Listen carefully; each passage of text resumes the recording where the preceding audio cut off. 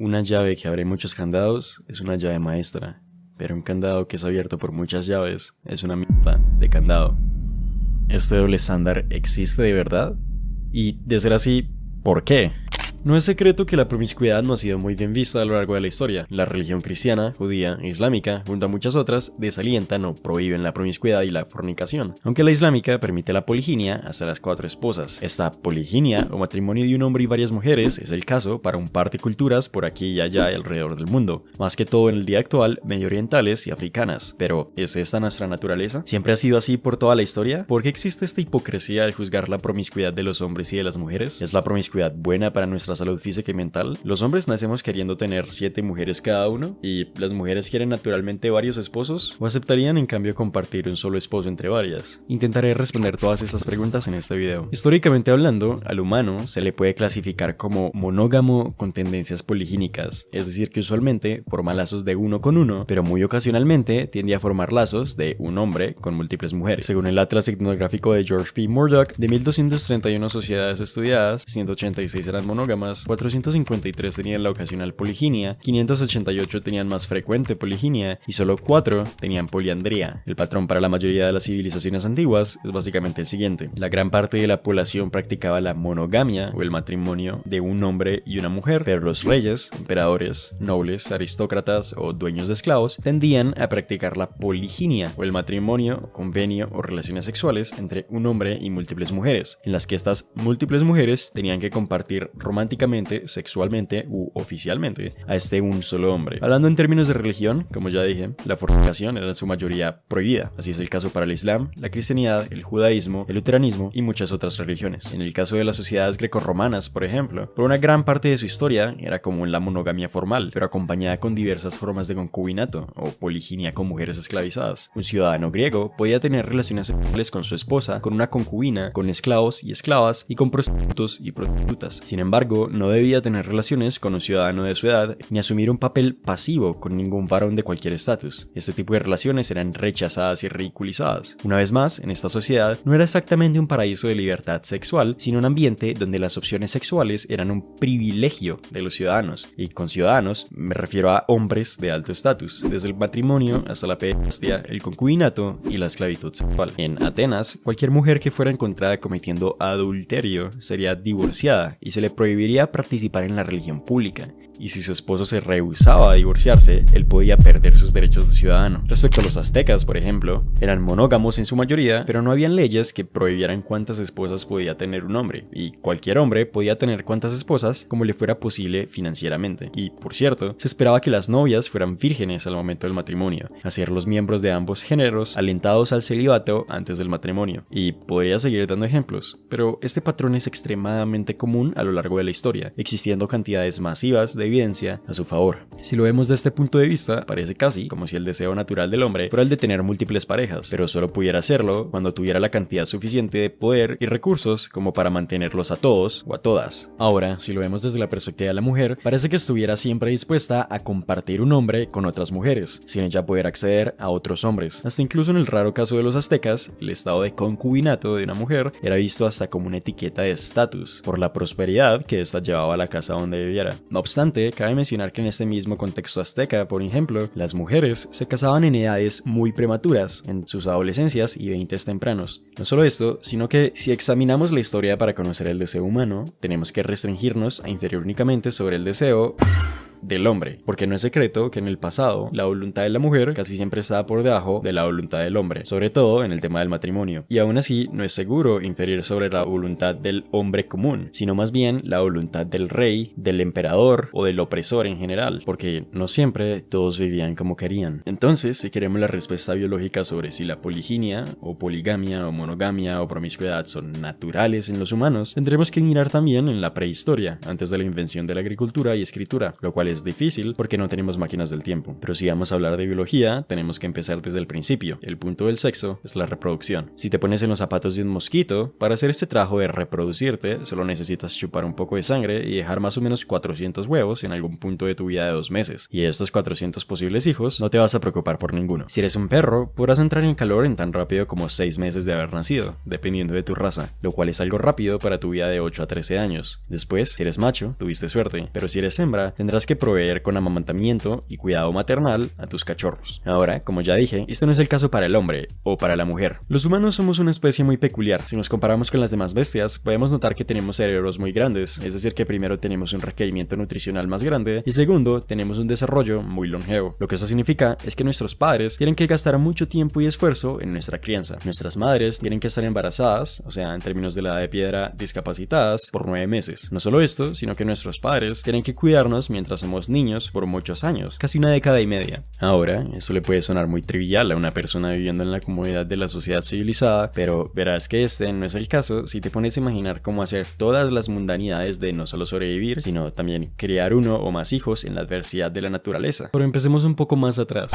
¿Cuál es el punto de todo esto del apareamiento y tener hijos? Los animales, tú y yo, somos máquinas creadas por el azar, que son muy buenas para crear más de sí mismas. Cada una de estas máquinas, organismos o individuos es una combinación de una gran cantidad de genes. Genes que, junto al ambiente, determinan tu color de piel, tu color de ojos y cosas como tu gusto en las mujeres. Las máquinas o seres vivos que logren sobrevivir y reproducirse crearán más copias de ellos, con los mismos genes y similares a sus antepasados. Y las máquinas que no logren sobrevivir y reproducirse simplemente morirán y sus genes no se esparcirán. La única razón por la que tú estás aquí sentado viendo este video es porque tus papás lograron sobrevivir y reproducirse. Y ellos solo lograron hacerlo porque tus abuelos también lograron sobrevivir y reproducirse. Porque la combinación de genes que tenían tus ancestros, es decir, los mismos genes que componen tu cuerpo en este momento, les ayudaron a ellos a sobrevivir y reproducirse. Ahora, ¿qué tiene que ver esto con si cuidar mucho es natural o no? Estos mismos genes que determinan tu color de pelo porque era conveniente hace miles de años, son los mismos que dictan grandes partes de tu comportamiento. Y para entender por qué te comportas como lo haces, tenemos que comprender cómo te tenías que comportar hace miles de años para poder sobrevivir y reproducirte. Todo esto del amor, las parejas y la crianza de los hijos es una estrategia reproductiva que en el ambiente primitivo en el que evolucionamos fue efectivo a la hora de ayudarnos a sobrevivir y reproducirnos. Aquí viene la parte picante. Esta rama de la psicología que estudia nuestro comportamiento desde la perspectiva evolutiva se denomina psicología evolucionista. El dolor de huevos viene en la parte en la que no tenemos una máquina del tiempo y no podemos volver al Pleistoceno a ejecutar el método científico con cavernícolas, por lo que en muchos de estos temas no podemos determinar con seguridad si ciertos aspectos de la psique humana son biológicos o culturales. La mitad de este campo está construido en hipótesis y teorías, y la otra mitad en evidencia. Dicho esto, podemos empezar a intentar explicar algunas cosas. Podemos definir este doble estándar como la creencia de que el hombre debe ser recompensado o admirado por la alta actividad sexual, cuando la mujer en cambio debe ser denigrada o humillada por ese mismo comportamiento. En realidad hay muchos papeles que examinan si existe este doble estándar para la promiscuidad de cada género, y cuando me puse a investigarlo, lo que encontré fue absolutamente contrario a lo que suponía. Parece que esta mentalidad se evidencia en algunas instancias y parece no existir en muchas otras, y cuando se manifiesta, a veces es más común que lo sostengan los hombres y a veces es más común que lo sostengan las mujeres. La evidencia es muy equívoca y parecen haber muchos factores que pueden dictaminar si cometes esta hipocresía o no, factores como tus propios hábitos sexuales o religiosidad. No obstante, si vives en este mundo o si usas las redes sociales, probablemente te habrás topado con esta doble moral en varias ocasiones. En términos de amor y relaciones, sorprendentemente encontré evidencia de que este doble estándar o no se manifestaba o lo hacía muy débilmente, no solo en encuestas en las que se es vulnerable al sesgo, sino que también en las encuestas de Person Perception, en las que se le pregunta al sujeto qué opina de personas ilustradas con varios comportamientos. Esto, considerando lo que yo personalmente he visto tanto en la vida real como en las redes sociales, es muy extraño. Aquí hay un par de explicaciones. Una es que obviamente los sesgos son subconscientes, entonces cuando le preguntas las cosas tan explícitamente a las personas, se van a dar cuenta de su mismo sesgo y lo van a intentar corregir. Es posible también que este doble estándar sea mucho menos real de lo que parece, por la exageración de las redes sociales de la que ya hablaba en otros videos pretéritos. O tal vez este sesgo simplemente se está disolviendo de la sociedad moderna por nuestra cultura actual. Otra vez, si examinamos la historia, la fornicación y lo que hoy consideramos sexo casual era usualmente prohibido, pero un patrón que no se puede ignorar era que usualmente al hombre se le permitía mantener muchas relaciones mientras fuera capaz de mantenerlas, el cual no era el caso para la mujer. Las teorías biológicas y evolucionistas se revuelven en lo siguiente. Ya sabemos que el objetivo de todos los seres vivos es el de esparcir sus genes, pero los hombres y las mujeres lo hacen de una manera muy diferente. Si eres un hombre, puedes impregnar a virtualmente una cantidad infinita de mujeres, porque puedes eyacular una cantidad infinita de veces. Pero si eres una mujer, por cada niño que quieras engendrar, tendrás que esperar embarazada unos 9 meses y posteriormente amamantarlo. Tanto el hombre como la mujer podrán empezar a reproducirse en algún punto de su adolescencia, pero la edad hace más infértil a la mujer que al hombre, principalmente porque el cuerpo más involucrado en la reproducción es obviamente el de la mujer. Y encima, tienen que lidiar con la menopausia, a los 40 o 50. Aparte, hay un fenómeno muy interesante en la psicología evolucionista, la proporción de cintura a cadera, o el waist to hip ratio. En muy resumidas cuentas, esta es la relación de qué tan anchas son tus caderas comparadas con tu cintura. No es secreto que a los hombres nos encantan las caderas y los cuerpos con forma de reloj de arena, y esto no es coincidencia ni de lejos. Esta sola proporción es un muy importante indicador de salud y de fertilidad en una mujer, variables extremadamente importantes a la hora de la reproducción. Existe evidencia de que entre más hijos tengas, aumenta este número, es decir, empeora esta característica de tu cuerpo, haciéndote menos fértil y posiblemente afectando negativamente algunas características de tus futuros hijos. También existe una evidente correlación entre sociosexualidad o la cantidad de sexo casual que hayas tenido y las probabilidades que tienes de serle infiel a tu pareja. Tanto para hombres como para mujeres, entre mayor sea tu historia sexual, mayor es tu probabilidad de ser infiel en el futuro. Ahora, pese a la facilidad que tiene el hombre para reproducirse, hay un gran peligro por el que se tiene que preocupar: la incertidumbre paternal. Todo este proceso de cuidar, alimentar, educar y criar a tu hijo es una manera de asegurarse de que la copia de ti que creaste no se muera y termine creando más copias de él, es decir, asegurarte de que tu hijo esparza tus genes. El chiste es que la crianza es extremadamente costosa en términos de tiempo, esfuerzo y recursos. Entonces, si vas a criar un hijo, tienes que asegurarte de que es tu hijo, porque después de todo, existe la posibilidad de que tu pareja se cule con otro hombre, se embarace del hijo de otro hombre, haga pasar al bebé por tu hijo y te haga a ti gastar cantidades enormes de tiempo y esfuerzo en la crianza del hijo de otro hombre, es decir, esparciendo los genes de tu competencia. De hecho, esto es básicamente lo que hacen algunas especies de aves. Dejan sus huevos en nidos ajenos y hacen que sus propios hijos terminen siendo criados por otras aves, ahorrándose un gran trabajo para obtener el mismo resultado: esparcir sus genes. Investigando sobre este tema, encontré una estadística que decía que el porcentaje de hombres británicos que habían criado al hijo de otro hombre sin saberlo era de un 2%, lo cual es una cifra gigantesca. Dejo las fuentes en la descripción por si les interesa chequearlo. Si eres un hombre, no puedes dejar que te hagan esto ni por el putas. Hay algo de evidencia señalando que los hombres tienden a cuidar más y a preocuparse más por los niños que se ven y huelen como ellos mismos, y que la incertidumbre paternal es un factor considerable del divorcio. When it comes to 2-year-old Messiah Cates, it has been determined by this court. Mr. G, you are not the father. Told you so. I'm sorry, Mr. G.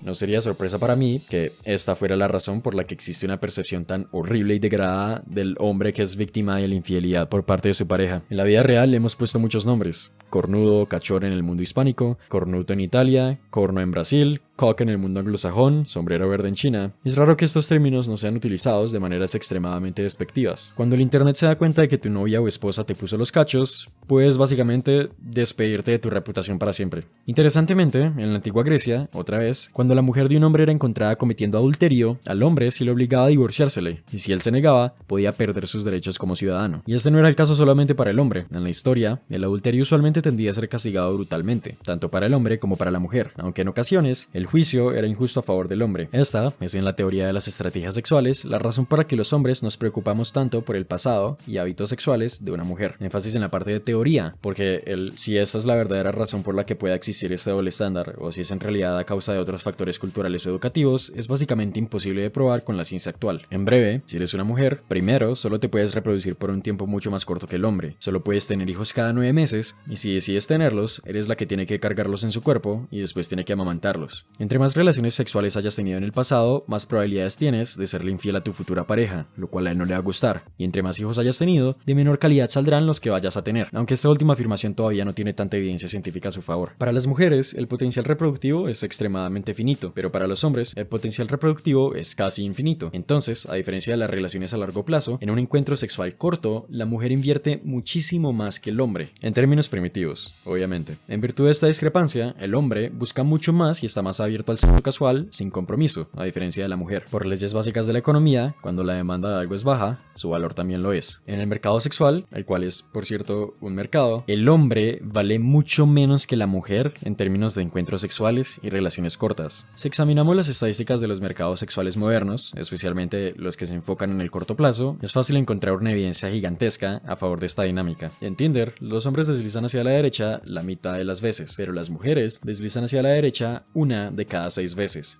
Y en este mismo Tinder, un 75% de sus usuarios son hombres, cuando solo un 25% son mujeres. En OkCupid, un sitio web de citas, cuando los hombres califican a las mujeres, la distribución se ve así, como una distribución normal, pero cuando las mujeres califican a los hombres, se ve así. En resumidas cuentas, las mujeres califican al más del 80% de los hombres como peores que el promedio. En un estudio del 78, se le hicieron 3 preguntas a 96 estudiantes de campus, hombres y mujeres. Básicamente, una persona del sexo opuesto se les acercaba y les decía: te he visto por el campus y te encuentro muy atractivo. Y procedía a hacerle una de 3 preguntas: ¿saldrías conmigo esta noche? ¿Vendrías conmigo a mi apartamento esta noche? ¿O vendrías conmigo a la cama esta noche? Estos fueron los resultados. Cuando los hombres le preguntaron a las mujeres, 56% de las mujeres aceptaron la cita, 6% aceptaron el apartamento y 0% aceptaron la cama. Cuando las mujeres le preguntaron a los hombres, 50% de los hombres aceptaron la cita, 69% aceptaron el apartamento y un 75% aceptaron la cama. Ser promiscuo, sobre todo en el corto plazo, es muy difícil para el hombre, pero lo es muy fácil para la mujer. Según esta teoría, en términos evolucionistas, las mujeres no buscan el sexo casual al mismo grado que lo hacen los hombres, porque simplemente es una jugada ilógica, teniendo en cuenta las cartas que les dio la naturaleza. Pero en el caso del hombre, ser promiscuo en términos de corto plazo te da la oportunidad de esparcir ampliamente tus genes con una inversión muy pequeña. Es decir, ser promiscuo no solo es más difícil para el hombre, sino que también es más conveniente, cuando en el caso de la mujer es más fácil y menos beneficioso. Por ende, teóricamente hablando, ese comportamiento sexualmente libertario de ciertas mujeres no debería ser imitado por las demás, y tampoco debería causarle interés al hombre, ya que él tiene que preocuparse de una manera gigantesca porque el hijo que salga del vientre de su pareja sea su hijo y no el hijo de otro hombre. Esto hace que la promiscuidad y la infidelidad sexual de la mujer sea extremadamente costosa para el hombre y para ella misma, pero que la infidelidad sexual y la promiscuidad del hombre no sea tan costosa para la mujer ni para él mismo, lo cual nos lleva a una cuestión muy interesante. Si la infidelidad de la mujer es más costosa que la infidelidad del hombre, ¿significa entonces que el hombre es más infiel que la mujer? La respuesta, de hecho, es muy simple, pero voy a dejar que la responda un amigo. Buena mi gente, acá Profe Jeremix. Comencemos con el tema de la infidelidad. Rapidito, no me quieren conocer. Todos tienen su opinión sobre quién es más infiel. Le preguntas a alguien mayor, te va a decir algo. Le preguntas a alguien menor, probablemente otra cosa. Le preguntas el sexo, tu contexto, tu cultura, y la mayoría de personas te va a decir algo distinto. Por fortuna o por desgracia, es algo más común de lo que la gente cree. Se estima que en un 20 a 25% todos los matrimonios, hermano, digo matrimonios, ni siquiera parejas, experimentan infidelidad. Lamentablemente no encontramos encuestas latinas, pero lo más probable es que sea peor. La infidelidad está asociada con peor salud mental, tanto de la persona que la experimenta como a la persona que le hacen infiel. ¿Para qué decirte que igual físicamente se expone bastante? Acá cada uno, como les dije, tiene su versión del juego. Y si no me creen y no fue pura palabrería, se los dejo en pantalla. ¿Quiénes son más infieles? Las mujeres. Los hombres, ¿Por qué? La neta, las viejas son perras. Los hombres, los hombres. ¿Quién es más infiel? Primero veamos algunas causas de infidelidad para que ustedes saquen sus propias conclusiones. La infidelidad puede depender de varios factores, pero principalmente son de factores relacionales. Más allá del género o no, son factores parecidos. Vamos a verlos. Primero está la incompatibilidad de características interpersonales. Por esto mismo es importante que en el matrimonio, antes de empezar una relación, haya compatibilidad. Por favor, no se casen con lo primero que ven. También pueden influir factores sociodemográficos, los estilos de apego, los valores sexuales, también los rasgos de personalidad, el haber sido infiel anteriormente, etc. Y al contrario, lo que previene la infidelidad son las relaciones positivas. Esto quiere decir que si en general mantienes una buena relación con tu pareja, no debería haber infidelidad, o por lo menos es mucho menos probable. Entre los factores psicológicos y biológicos están los estados de salud mental, el estrés, la presencia de trastornos, niveles hormonales y otros factores biológicos que pueden conducir a un comportamiento sexual más impulsivo. Guárdense la palabra impulsivo. Los rasgos de la personalidad también influyen bastante. Cosas como el neuroticismo, la apertura a nueva experiencia, ya se pueden imaginar qué implica eso, narcisismo sexual, entre muchos otros. Información sexual, esto influye mucho, como vimos anteriormente, hay correlación entre haber sido promiscuo y entre infidelidad. También están las actitudes hacia la infidelidad. Creo que de esto no se habla mucho y tampoco porque no es algo tan fuerte de medir, pero yo que he conocido gente de todo el mundo, veo muy presente en varios hombres que igual tienen influencia de cultura occidental, que cada vez que un hombre es infiel, dicen la frase boys will be boys. Es como que no tienen una visión muy perjudicial de que el hombre sea infiel. También está el consumo de alcohol y otras sustancias. El abuso de alcohol y el abuso de sustancias de repente pueden estar tapando algún problema, que ese mismo problema puede ocasionar que uno sea más infiel. Además de que la misma sustancia uno lo puede volver más más impulsivo, nuevamente la palabra impulsivo, a cometer infidelidad. Y también hay algo interesante para estudiar que son los mesosistemas de parejas y los exosistemas. Los mesosistemas son lo que componen como individuos a la pareja o como la relación dentro de. Esto quiere decir todo lo anterior que repasamos anteriormente, pero dentro de la pareja. Además de cosas como la satisfacción sexual, estabilidad, conflicto marital, la calidad de la relación, etc. Pero también está el exosistema, que estos son factores externos que pueden influir en la capacidad de infidelidad de las personas. Esto incluye medios sociales, lugar de trabajo, residencia, etc. Ya ven que cierto tipo de trabajos o ciertas residencias pueden facilitar un poco más la infidelidad. Y ojo que también está el macrosistema, que esto comprende las creencias culturales, valores, normas sociales y aspectos religiosos que pueden influir en la actitud hacia la infidelidad. Tristemente no tenemos mucho estudio acerca de esto, pero sería interesante investigar aquello. Lo curioso es que la infidelidad puede tener ciertas ventajas evolutivas, por más que esto suene muy feo, sí, suena muy feo, pero miren, escúchenme. La infidelidad puede ofrecer muchos beneficios genéticos y materiales, pero también tiene el riesgo de las ITS, de la disminución de la satisfacción marital, de poder perder esa potencial pareja, aparte de daños económicos y emocionales para los hijos. En general esto puede tener ventajas, pero en general son casi puras desventajas, como ya lo vimos.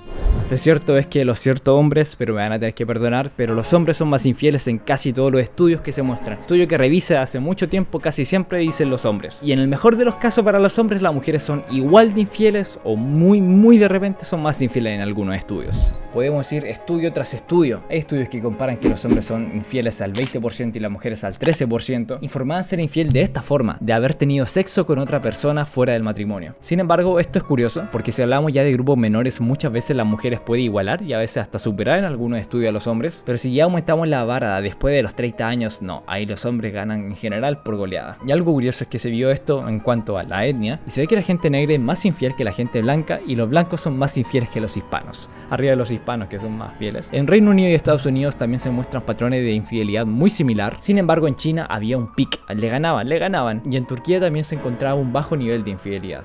Como le dije anteriormente, en algunos estudios las mujeres a veces ganan cuando la definición de infidelidad se expande. Y de igual forma suelen ser estudios con pocos participantes, por lo que no son tan concluyentes. Pero si vamos a análisis grandes, lo siempre, el hombre es más infiel. Siempre, casi siempre.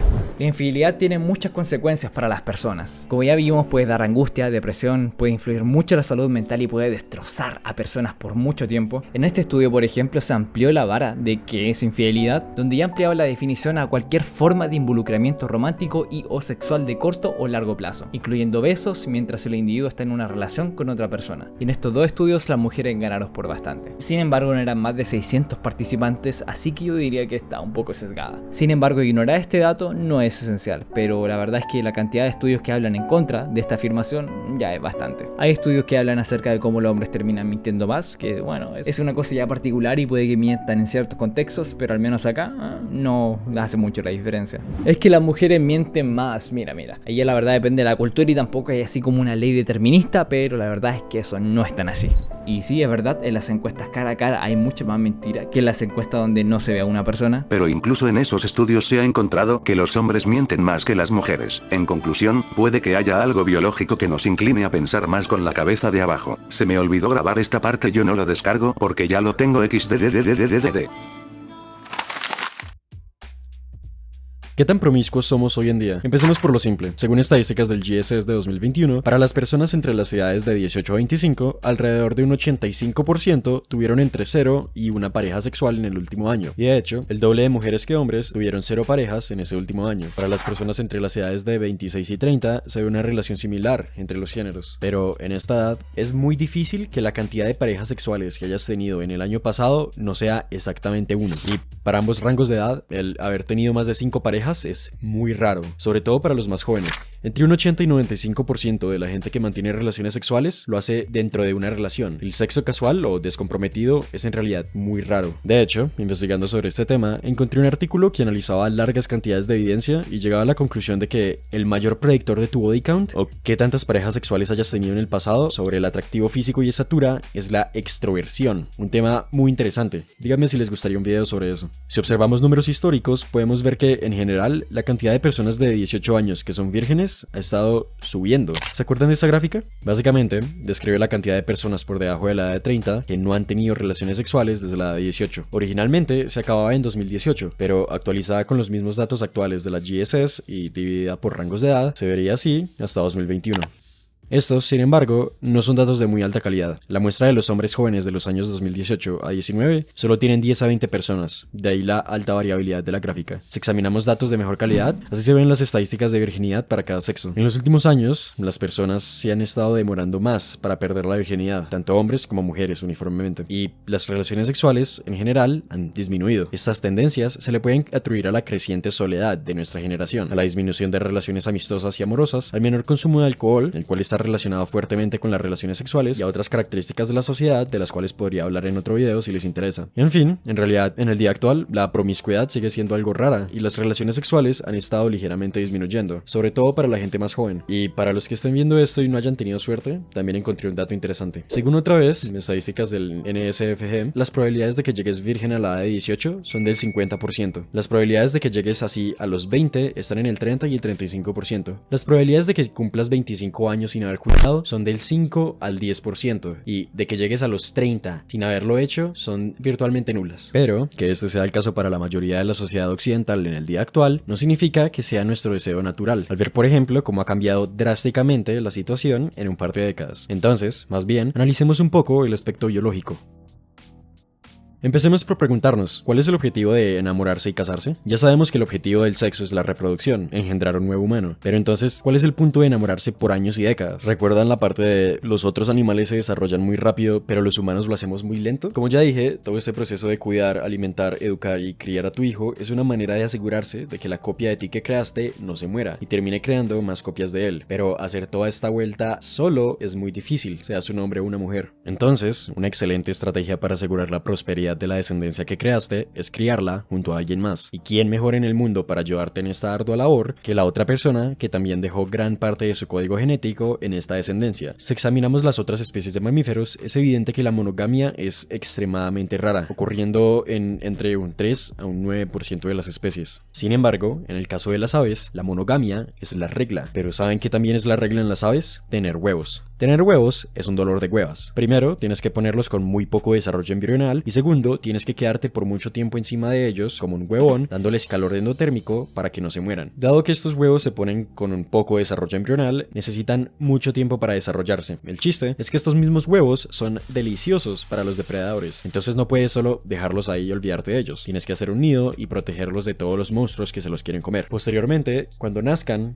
otra vez, lo van a haber hecho solo con poco desarrollo embrional. Entonces no van a salir volando del huevo, sino que van a ser crías inservibles dependientes de sus padres para sobrevivir. Y recordemos que eres un ave, no eres un mamífero, entonces no los puedes amamantar, sino que tienes que estar llevándoles comida directamente a la boca hasta que crezcan y sean como tú. Las aves son como nosotros los seres humanos, en el sentido de que criar a nuestros hijos es un trabajo muy longevo y costoso. Por ende, las aves, como nosotros los humanos, tienden con muchísima frecuencia a ser socialmente monógamas, es decir, a permanecer juntos por toda o gran parte de su vida. Sin embargo, ¿se acuerdan de los pájaros que dejaban sus huevos en nidos ajenos? Algunas de estas especies son socialmente monógamas, pero si estamos suponiendo que la monogamia o genética social evolucionó por la necesidad del cuidado bipaternal, esto no tiene sentido. Es un fenómeno interesante, por si quieren investigarlo, fuentes en la descripción. En fin, esta excepcionalmente difícil crianza es una muy fuerte pista a favor de la monogamia, además de la manera en la que los humanos a través de la historia, por toda la historia, por todo el mundo, hemos evolucionado para sentir celos y amor monogámico, a diferencia de las muchas otras especies de animales. Tanto en el día actual como en las sociedades primitivas, el papel del hombre en la crianza y el bienestar de tanto su descendencia como su compañera es muy importante. A diferencia de la mayoría de las demás criaturas, sobre todo mamíferos, el ser humano es una especie en la que el macho invierte excepcionalmente en todos los hijos. Como ya mencionado, hay un patrón que se ha estudiado extensivamente en las últimas décadas, la diferencia de celos en los hombres y mujeres. El hombre generalmente no quiere que su mujer se haya culado a otro hombre, pero la mujer generalmente no quiere que su hombre se haya enamorado de otra mujer. Ya sabemos por qué el hombre tiene celos, pero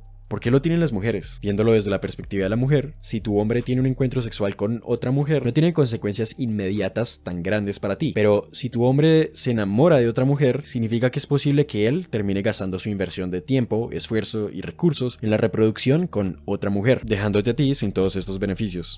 Existe evidencia de que, en términos de largo plazo, el hombre valora mucho más la fertilidad de la mujer, cuando ella pone una gran importancia en los recursos y la capacidad de proveer del hombre, principio que va perfectamente de la mano con la discrepancia que acabo de mencionar. Obviamente, este no es el caso para absolutamente todos los seres humanos del mundo, pero es una tendencia que se presenta a través de las culturas, a través del tiempo. En fin, el papel del hombre y la mujer son muy importantes a la hora de criar un hijo, y el hecho de que a lo largo de nuestra evolución, tanto hombres como mujeres hayamos desarrollado amor a largo plazo y estrategias para resguardar a nuestras parejas, como por ejemplo los celos, es una evidencia muy fuerte a favor del convenio a largo plazo sobre la promiscuidad. A diferencia de muchas otras especies, incluso aves que practican la monogamia, las tasas de paternidad extrapareja en los humanos, es decir, cuando las personas tienen un hijo con alguien que no es su pareja, son muy bajas, con valores medianos de 1 a 3% a través de las sociedades, porque culiar por fuera del convenio no es una manera muy efectiva de reproducirse, dado a este siguiente punto. A diferencia de muchas especies de primates, los humanos tenemos una ovulación muy poco visible. En el caso de los primates, las hembras tienden a ser muy fértiles en ciertos periodos del mes y muy poco fértiles en otros periodos. En las sociedades de primates promiscuos, en las que no se practica la monogamia y las relaciones de largo plazo, las hembras tienden a comunicar a través de inflamaciones y mecanismos similares en qué momentos específicos del mes son fértiles, como una estrategia de reproducción a corto plazo. Sin embargo, en el caso de los humanos, estos mecanismos no existen. Si el hombre quiere reproducirse con la mujer, no puede saber en qué etapa del mes específica tiene que mantener relaciones con ella, por lo que tiene que pasar mucho más tiempo con ella, lo cual favorecería también la formación de lazos. Esta característica de nuestros cuerpos se puede interpretar como evidencia de, al menos, una evolución que favoreció los lazos a largo plazo sobre los de corto plazo. Ahora, aquí viene la parte interesante. Si el propósito de la vida es hacer cuantas más copias de ti mismo posibles, en realidad, desde la perspectiva del hombre, comprometerte a usar solo una mujer por toda tu vida para lograr este objetivo es incapacitarte a ti mismo.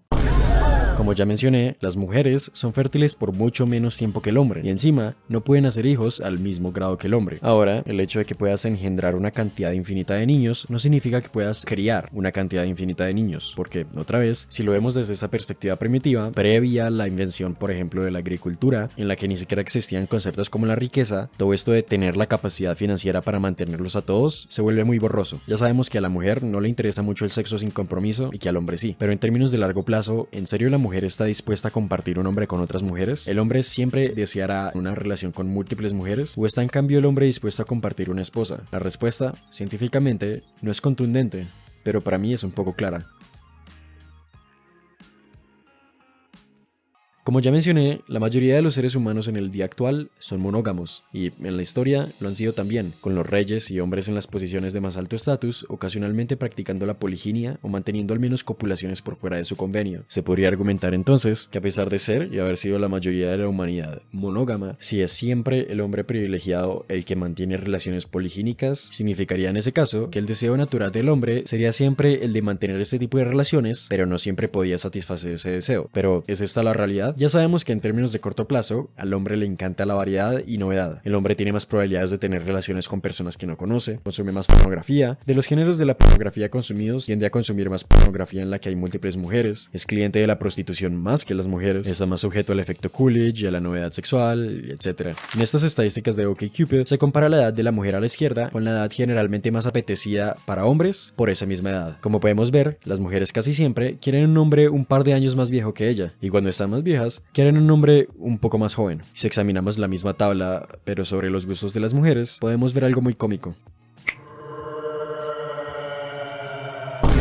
Pero, cuando podemos ver al lado los filtros que ponen los mismos hombres sobre la edad preferida, a medida que envejecen, empiezan a tolerar, o al menos suponer, que ellos mismos prefieren rangos de edades más acordes con su propia edad, aunque con un ligero sesgo por las más jóvenes. Sin embargo, como ya sabemos, estas son estadísticas de un sitio web de citas, es decir, en términos superficiales y de corto plazo, lo cual es muy diferente a largo plazo. Si examinamos las diferencias de edad promedio en los matrimonios, en los Estados Unidos, el promedio se encontraría más o menos entre los 1 y 30 años, una cifra muy normal, cifra que empieza a incrementar un poco en las naciones poligámicas, en donde puede rondar de los 6 a 9 años. Desafortunadamente, no pude encontrar muchas encuestas que cuestionaran si el hombre de verdad quisiera tener múltiples parejas en el largo plazo. Sin embargo, personalmente no creo que a la mayoría de los hombres les gustaría. En un papel británico del año pasado, de casi 400 sujetos, un tercio de los respondientes hombres dijeron estar abiertos a la poliginia o relaciones de largo plazo con múltiples mujeres. La aceptación masculina de la poliginia fue 6 veces mayor que la aceptación femenina, pero para la poliandría no hubieron diferencias diferencias significativas en su aceptación. Sin embargo, todas las formas de poliamor fueron menos preferidas que la monogamia. Hablando más de esta perspectiva de la mujer en la poliginia, encontré un metaanálisis que decía que las probabilidades de sufrir depresión en una mujer crecían en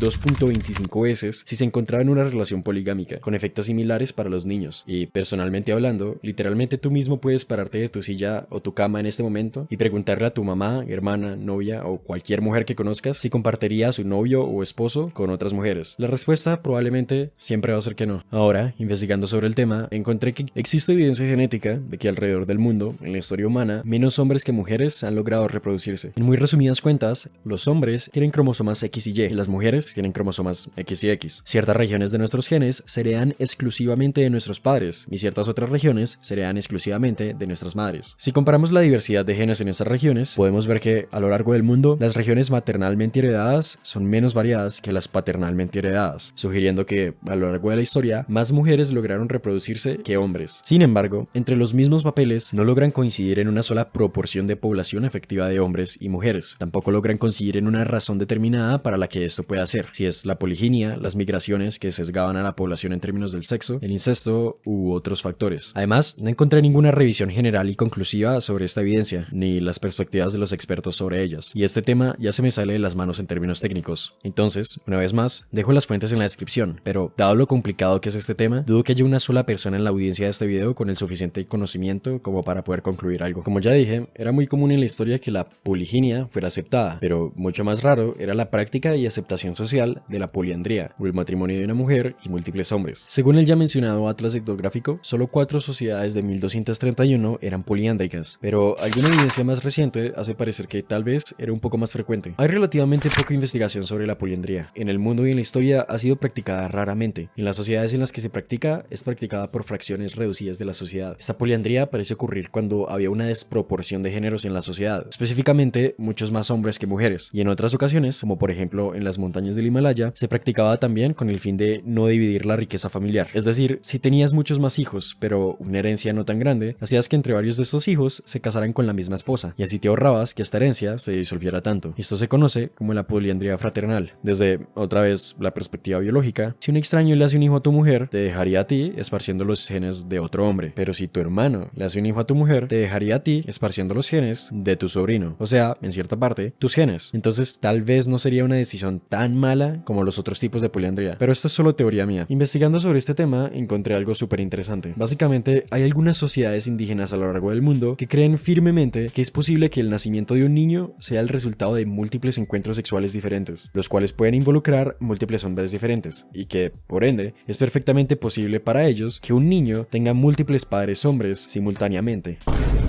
De hecho, encontré un papel que decía que el 70% de las sociedades amazónicas sostenían esta creencia, pero encontré otro que decía que solo el 18.9% de las sociedades primitivas alrededor del mundo que practicaban la poliandría creen en este concepto. Y en este mismo papel, en los casos en los que se estudió la variable, el 47% practicaban la poliandría fraternal, el 33% la no fraternal y el 19.4% practicaban una combinación de las dos. Y de todas las sociedades estudiadas, la poliandría existía junto a la monogamia y la poliginia. Otra vez, si crías un hijo pensando que es parcialmente tuyo, literalmente lo estás haciendo bajo la creencia de que estás esparciendo tus genes, incluso si no sabes cómo funcionan los genes. Y este hallazgo solo muestra el increíble poder que tienen nuestras creencias culturales sobre nuestra biología, o tal vez la manera en la que la cultura redirecciona los deseos naturales del ser humano. Para nosotros, seres civilizados, el hecho de si alguien es mi hijo o no está determinado por el resultado de un test de ADN, pero para estos cazadores recolectores, ese mismo dato está determinado por el hecho de haber mantenido relaciones sexuales con la madre. Tanto los hombres civilizados como los hombres indígenas buscan el mismo objetivo, el bienestar de la descendencia, pero la cultura y su comprendimiento del mundo cambian el significado de quién es su descendencia, haciendo que terminen teniendo sistemas de apareamiento completamente diferentes. Sin embargo, si supuestamente sigues obedeciendo tus instintos naturales, deberías también obedecer a los celos,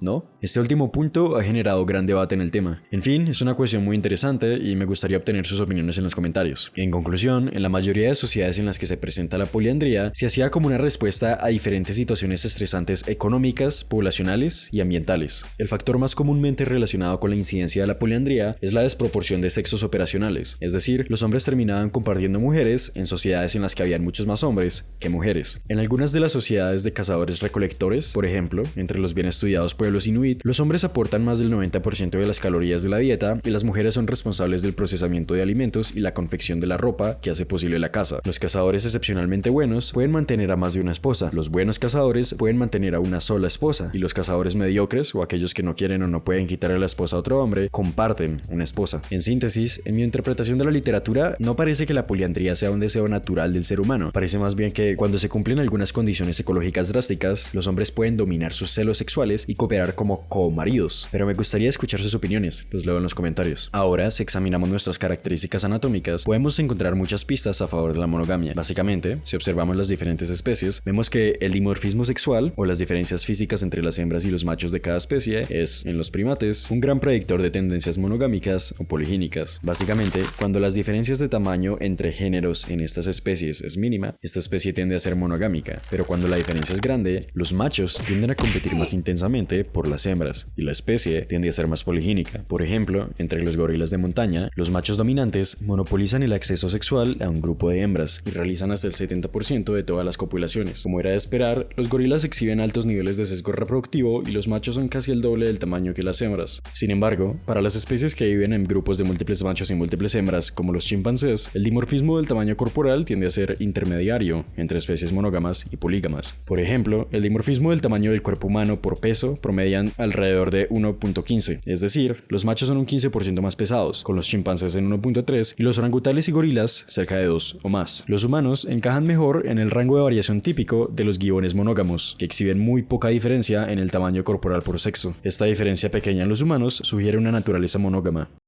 ¿Se acuerdan de la testosterona? Esta hormona esteroidea sexual masculina está relacionada con tu impulsividad, agresividad y específicamente competitividad. Usualmente es conveniente a la hora de conseguir una pareja, pero no tan conveniente a la hora de mantenerla, al estar relacionada también con la toma de riesgos y la infidelidad. A pesar de que en las relaciones a largo plazo hay sexo, en los hombres, usualmente los que están en relaciones a largo plazo tienden a tener niveles un poco más bajos de testosterona, aunque no es seguro si es una causación o solo una correlación. En los varones humanos, la testosterona disminuye en el periodo posterior al nacimiento de la descendencia. Esta disminución ha sido ampliamente interpretada como un efecto neuroendocrino facultativo, mecanismo que, al afectar tu comportamiento, facilitaría e incrementaría el esfuerzo de la crianza de los hijos que acabas de tener. Aunque el nivel de testosterona se vuelve a recuperar más o menos cuando el infante tiene de 3 a 10 meses, lo cual no es ni de lejos el desarrollo completo del hijo.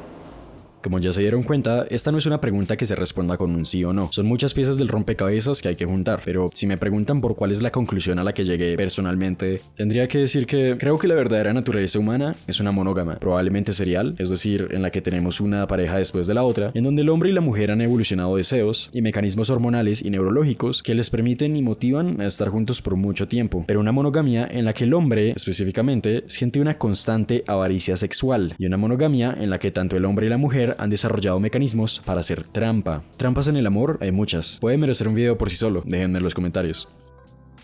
Suena un poco descabellado el querer decirle a alguna persona qué hacer con su cuerpo y con su sexualidad. Sin embargo, el que haya gente que entre comillas acapare más mujeres o más parejas, muchas veces sí termina afectando a que las otras personas terminen generando un resentimiento y terminen en algunas tragedias sociales o en algunos resentimientos sociales que se terminan exacerbando en acciones que, mira, mejor repasémoslas. ¿Para qué tanta verborrea? En China, por ejemplo, desde la ley del hijo único, ha sido un horror, hermano. Han pasado cosas bastante feas. En 1979 se lanzó esta ley, la ley del hijo único. Luego que esto empezó a instaurar una especie de concepto de mejorar la calidad de los nacimientos. Por el año 2000 casi 120 niños nacían por 100 niñas, pero por el año 2010 todo esto ya cambió. Ahora se estiman 30 millones de niños surplus boys. Aparte de haber un aumento del crimen que varios tiran la hipótesis de que es relacionado con esto, debido a que varios hombres terminan quedándose afuera del sentido de vida chino, que es formar una familia y tener una pareja. También en África, donde la poligamia está presente, unas bandas incels han desatado su furia, y mejor véanlo ustedes por pantalla. De igual forma, algunos incels han desatado su furia de otras formas. Tenemos a, por ejemplo, Elliot Rodger en Estados Unidos, que hizo una especie de atentado y tiene un testamento acerca de su vida como incel. Alex Minassian de Canadá, en Toronto, que admiraba a este último, hizo algo parecido y tenía un historial de vida también parecido. También tenemos a Jake Davison en Reino Unido, que hasta también terminó con su madre antes de ir a hacer su atentado. Y todos se seguían por la línea incel. Pero bueno, volviendo al tema, ¿pero sería correcto el prohibir a las personas el tener múltiples parejas? Al menos para mí, no, en lo absoluto, no debería pasar. Diciendo que es lo mejor para la sociedad, le quitamos un poco la culpa a los incels terroristas por su acto. Y pobrecito, de que, ay, no, su mercado sexual cambió y lo dejaron a ellos afuera. Pobrecitos. De igual forma, como que con esto se exculpa a los incels de que puedan carecer de múltiples facetas, desde el autocuidado, características psicológicas, o de que de repente puedan ser unos misógenos de mierda, como varios de estos incels terminaron siendo. Como que varios de ellos no me sorprende que fueran incels con un pensamiento tan excesivamente misógino. Pero bueno, volviendo al caso, cada uno podrá hacer lo que encuentre mejor para su persona. Y acá vamos a encontrar otra parte del espectro. Acá no voy a hablar de valores, ni de moral, ni de lo que sea, porque hermano, ¿para qué mentir? Yo soy muy liberal, para algunos soy progre, qué sé yo, pero la verdad es que yo abogo mucho por la libertad de cada uno y que cada uno haga lo que quiera si no afecta al otro. Pero ahora vamos a ver qué dicen los estudios acerca de qué es lo mejor para tu salud física y mental respecto a la promiscuidad. La salud física está en mucho riesgo, hermano, eso es innegable para cualquiera. La promiscuidad puede amenazar tu longevidad un montón. A la respuesta corta sí, por más allá de que se use preservativo, varias ETS también se pueden transmitir por sexo oral sin preservativo, que hoy si va a ser sexo oral con preservativo, paso me quedo en la casa. Pero también varias también se pueden transmitir por boca o por beso. Y ni siquiera eso, de repente varias personas promiscuas en el riesgo, de repente si lo mezclan con sustancias, terminan no usando preservativo en el tradicional. Y si directamente tu físico se puede ver afectado, qué sé yo, por una herpes o por un VIH o por un montón de cosas, que clamidia, gonorrea, sífilis, herpes y todo el catálogo de ITS que puedas ponerte en riesgo por ser promiscuo, también está por la parte de que se asocia muchas veces la promiscuidad con un consumo de drogas. En general el comportamiento promiscuo se relaciona con consumo excesivo de alcohol, juego de azar y otros comportamientos que buscan emociones fuertes. No se tiene claro si es relación o si eso ambos son causa de una personalidad parecida. O más allá de la personalidad, de que todos esos comportamientos en general estén cubriendo un problema mayor, un problema psicológico. Esto puede ser un círculo vicioso al punto de que tengas que depender muchas veces de algunas sustancias para que puedas tener una relación sexual como te gusta, y eso mismo puede fomentar el comportamiento impulsivo y promiscuo, el cual te puede perjudicar. Sin embargo, no necesariamente esto quiere decir que no hay como una especie de causa-efecto innato e inamovible, sino que muchas veces no te va a hacer mal ni te va a perjudicar. Se puede evitar y en algunos casos no pasa nada. Según una investigación, las personas que tienen un mayor número de parejas sexuales no tienen tasa más alta de depresión y ansiedad. Sin embargo, esto es uno de tantos estudios, al igual que hay otros que indican lo contrario. Sin embargo, lo que sí puede hacer, y al menos en mujeres se ha encontrado una especie de relación curiosa, las mujeres con 10 o más parejas eran las más propensas a divorciarse. Pero esto solo se hizo realidad en los últimos años. Y de igual forma, las mujeres entre 3 y 9 parejas tenían menos probabilidades de divorciarse que las mujeres con 2 parejas, y las mujeres con 0 o 1 parejas eran las menos propensas a divorciarse. Muy curioso.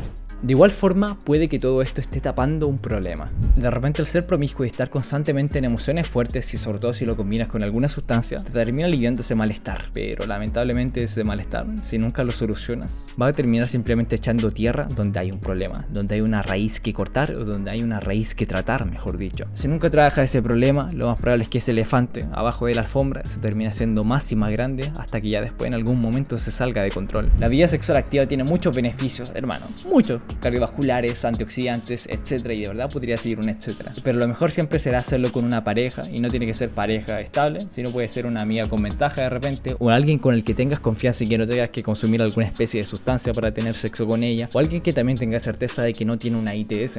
Es mejor ser promiscuo que a no tener sexo, es probable, pero igual, ¿por qué no hay un punto medio entre relaciones casuales o parejas? Después hay caso de repente amigas con ventajas, no, siempre es como un extremo del otro. Pero lo más probable es que por todos los beneficios que da el sexo, sí, puede que de repente ser promiscuo sea hasta más sano que simplemente estar incel completamente. Un consejo que yo te daría así como de hermanito a hermanito o de amigo a amigo, serían de repente, si quieres vivir tu sexualidad y quieres tener experiencias que después en un futuro quizá las puedas mirar así y decir, mira, probé esta etapa de mi vida, probé las promiscuidad, me gustó, no me gustó, es quizá darte una época de promiscuidad donde estés con varias parejas, donde estés con muchas mujeres, muchos hombres, lo que sea, en alguna etapa de soltería, quizá en alguna etapa de vacaciones, que según yo es de lo más, entre comillas, divertido y de lo más enriquecedor, porque conoces mucha gente e intimas con muchas personas de distintas formas. Recuerden que tienen que ver al sexo no como un truco y chao, no me acuerdo de ti, sino una forma de intimar con una persona. Y si dedicas un espacio de, qué sé yo, semanas o un par de meses o unas vacaciones, puedes experimentarlo, ojalá tomando todas las medidas de protección física para no promover las ITS, ni tampoco ojalá que haya consumo de sustancias nocivas, ni tampoco sea en una etapa de depresión. Pero lo importante es que vas a poder decidir después si es que te gustó, si es que tuvo algún beneficio, vas a poder observar qué tan bien o qué tan mal interactúa la promiscuidad contigo. Recuerden que en general muchas veces las ciencias sociales habla de tendencias, no de así como una causa-efecto innato como en física o como en química quizá, sino que varias respuestas tristemente dicen depende. Es muy triste, pero bueno. A lo largo de la producción de este video se dañó la fuente de poder de mi computador, se quemó el disco duro y se quemó el disco sólido de mi computador con toda la información en ellos. Literalmente se dañaron mi micrófono, mi silla y mi teclado. Mi cuenta de AdSense, o sea, el programa con el que YouTube hace dinero, dejó de funcionar por una mierda de la verificación de la dirección y mis videos dejaron de hacer dinero como por un mes entero. Y simultáneamente ocurrieron muchas más trancas en mi vida personal de las que no puedo hablar. Si se fijan, desde el minuto 37 y en las partes de Jeremix, la calidad del video es mucho mejor y mi voz es muy diferente, porque lo que habían estado viendo antes era una versión boceto que subí a YouTube para mostrarle a otras personas, y fue lo único que pude recuperar después de que se quemaran los discos de mi computador. Después de eso tuve que volver a hacerlo todo. Yo sé que ustedes piensan que yo soy un piro revago y que me dedico a huevonear todo el tiempo y que por eso subo video cada 7 reencarnaciones, pero a lo bien, si me conocieran en la vida real, todo sería perfectamente justificable. Y pues en fin, si los discos no se hubieran quemado y yo no hubiera tenido los problemas con el AdSense y con el banco y toda la maricada que me pasó, no hubieran visto, ustedes más o menos hubieran visto este video a finales de marzo, o sea, por Semana Santa más o menos, hace casi un mes y medio, así que perdón por demorarme tanto, pero pues bueno, ya saben. De hecho, si les gustan mis videos, si les gusta mi estilo, mi edición, mis temas, toda mi mierda en general, pero no quieren esperar como 3 décadas para ver un nuevo video, pueden ir al canal de Jeremix y ver contenido muy similar. Este marica y yo somos muy parecidos en todo, entonces si les gusta mi contenido seguramente les va a gustar el de él. Y como siempre, fuentes y música usada en la descripción, y gracias por ver. Ya lo dejo en este video. Nos vemos en mi canal. Conchetumare, por fin, hermano, qué cansado.